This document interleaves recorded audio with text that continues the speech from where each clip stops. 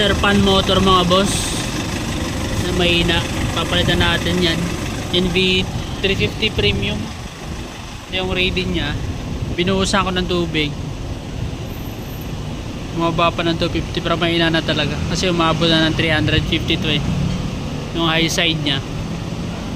So ito, bababa pa to pag malamig na. Napalamig na gusto yung condenser. Malamig siya ngayon so kailangan na palitan yung, maingay na kasi siya, mahina yung condenser fan motor nya.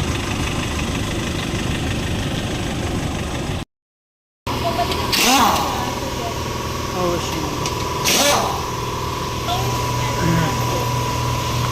Dalawa mga boss yung auxiliary fan ng NV350 premium saka NV350 parehas lang. Ito mahina na siya, so papalitan na natin to. Hinintay ko lang yung parts dyan yan sa ilalim dyan tinanggal namin yung ano dyan, yung condenser kasi kasama siya so kailangan mo rin maglagay ulit ng freon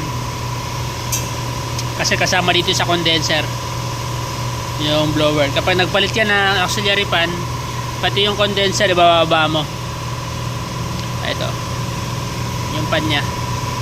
So hinihintay ko lang yung parts para mapalitan natin to.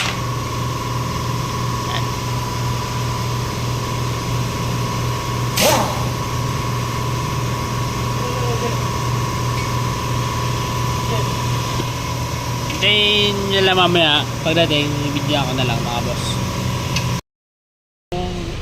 Nissan NV350 na premium, pinalitan natin na auxiliary fan motor. So goods na goods na siya, sobrang labig na. Fan motor lang yung auxiliary fan motor lang naging problema, yan nawawala yung lamig.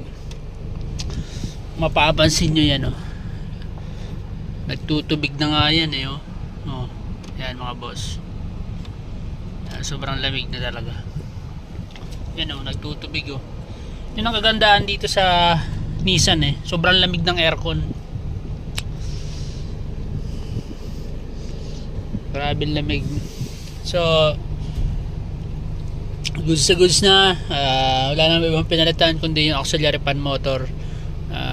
Di natin kasi alam kung kailan siya bibigay kasi ano lang yun electronic parts motor, so minsan doon sa loob nagkakaproblema kaya humihina yung ikot or kaya minsan ayaw nang umikot, so kailangan ng palitan yun. Hindi, alam mo kasi di naman nare-repair yun, depende siguro sa iba kung kaya nilang i-repair, pero sabi minsan kasi wala naman parts yun, saka sealed type yung ibang motor kaya hindi naman na-repairable.